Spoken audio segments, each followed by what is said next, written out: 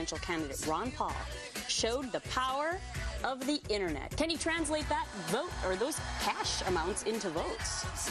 Texas Congressman and presidential hopeful Ron Paul is in Des Moines. He joins us live. Good morning to you, Congressman. Good morning. I'm in Des Moines, Des Moines, Iowa. Okay, that's good. We're glad to hear that. Gretchen's going to go into the whole thing about how you raise the money in a minute or so. But I wanted to ask you about something. Mike Huckabee has started running an ad in Iowa, where you're at right now, also in New Hampshire and South Carolina. And in the back, it's a window pane, but it looks a lot like a cross. And we had a guest a little while ago who said he thought it was inappropriate to be using religion for political purposes. Congressman, I'm just curious what you think. Being with our family. Well, I haven't thought about it completely, but, you know, it reminds me of what Sinclair Lewis once said. He says, when fascism comes to this country, it will be wrapped in the flag, carrying a cross. And I don't know whether that's a fair assessment or not, but you wonder about using a cross like he is the only Christian or implying that subtly. So I don't think I would ever use anything like that. Well, I certainly don't think, Governor Huckabee is not selling fascism.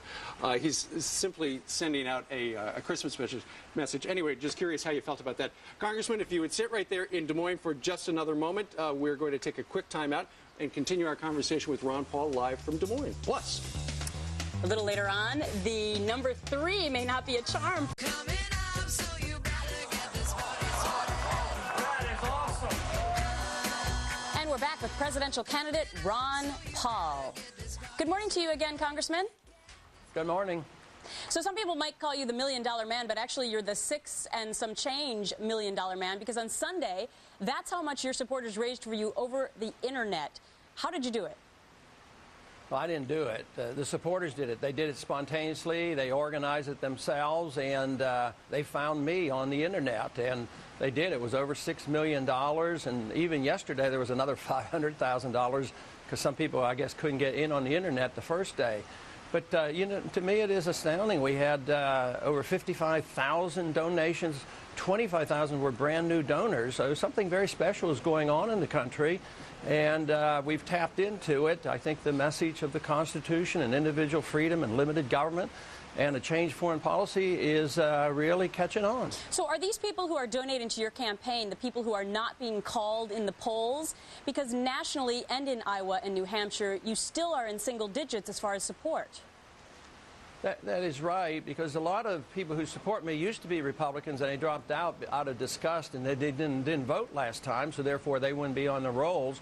Also, it's made up of a lot of young people who haven't voted before, and they're college kids, and they carry cell phones, so they're not going to be polled. Mm-hmm. So I don't think the polls are accurate, but we don't know exactly where we stand because nobody knows. The only way we're going to find out is to have an election. So I'm sure we're going to do much better than the polls show. Okay, let me do a little kind of a situation with you here. I'm going to say a topic, and if you can give me a one-word response. Iraq. One word, okay. Iraq. Iraq. We need to come home. Mainstream media. Well, the mainstream media, I can't do it in one word. Mainstream media does their thing, and we have to fight for our coverage, but I think we're doing quite well, and we get the coverage I think we need. Immigration. Immigration, we should change the rules on immigration. We shouldn't encourage and subsidize illegal immigration. War on terror. Pardon me? War on terror. War on terror. Yeah, we better understand what the motive is. If we don't understand the motive, if we think terrorism comes from the fact that we're rich and free, believe me, we'll never solve that problem. We better understand foreign policy if we expect to take care of the terrorists coming here in this country. All right, Congressman Ron Paul, thanks for joining us. We'll be talking to you again soon. Thank you. He's a best-selling novelist, author David Baldacci, coming up next on the show, and the puppies just kept coming and coming.